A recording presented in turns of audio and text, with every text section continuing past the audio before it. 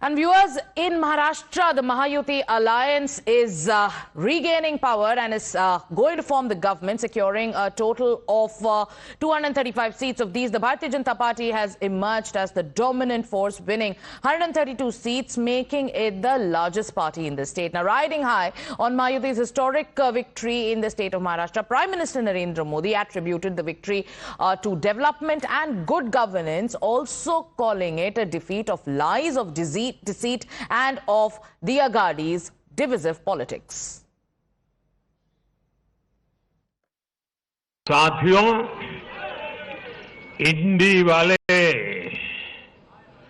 देश के बदले मिजाज को नहीं समझ पा रहे हैं।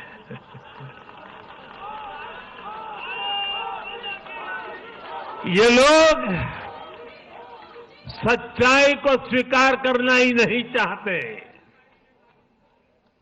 ये लोग आज भी भारत के सामान्य वोटर के विवेक को कम करके आंकते हैं। देश का वोटर, देश का मतदाता अस्थिरता नहीं चाहता। देश का वोटर नेशन फर्स्ट की भावना के साथ है। महाराष्ट्र की जनता ने भी देखा कि कर्नाटका, तेलंगाना और हिमाचल में कांग्रेस सरकारें कैसे जनता से विश्वासघात कर रही है। जो वादे महाराष्ट्र में किए गए, उनका हाल दूसरे राज्यों में क्या है? इसलिए कांग्रेस के पाखंड को जनता ने खारिज कर दिया है।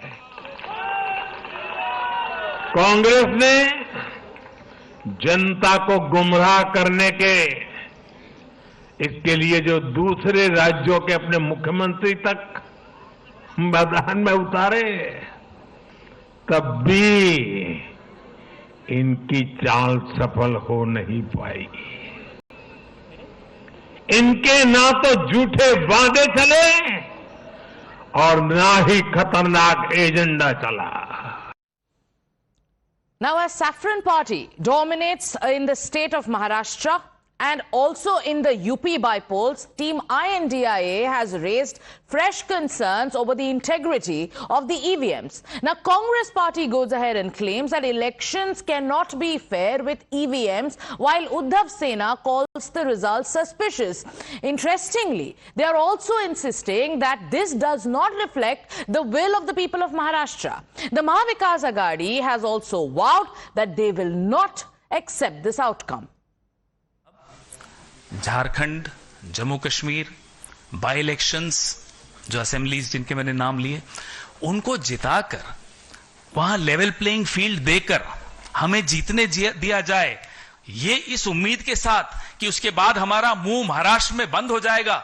माफ कीजिएगा, मुंह बंद नहीं होगा। ये लेवल प्लेइंग फील्ड जो होता है, जो बार बार चुनाव आयोग इस शब्द का इस्तेमाल करता है, निशाना बनाकर टारगेटेड तरीके से, ये लेवल प्लेइंग फील्ड महाराष्ट्र में बिगाड़ा गया। कोई षड्यंत्र है कहीं भी हमें हराने का?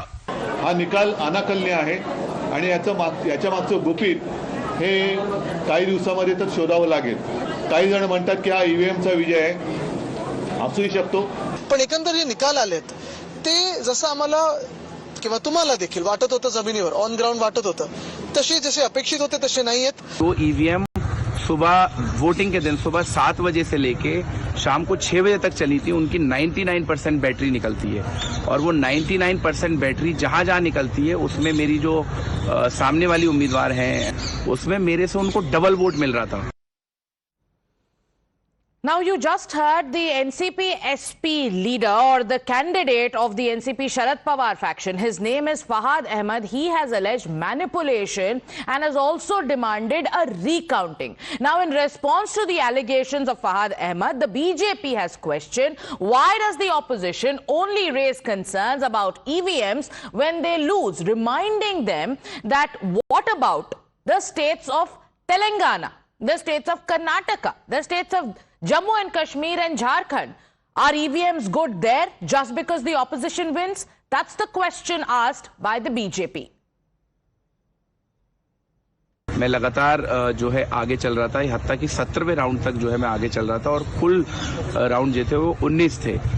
और फिर एक मिस्ट्री चालू होती है कि जो ईवीएम सुबह वोटिंग के दिन सुबह 7 बजे से लेके शाम को 6 बजे तक चली थी, उनकी 99% बैटरी निकलती है और वो 99% बैटरी जहां जहां निकलती है उसमें मेरी जो सामने वाली उम्मीदवार हैं सना मलिक जी, जो सुबह से यहाँ नहीं आई थी, शायद उनको अंदाजा था, हम लोग यहाँ 5:30 बजे आ गए थे लेकिन वो अब तक यहाँ नहीं आई थी, शायद उनको अंदाजा था।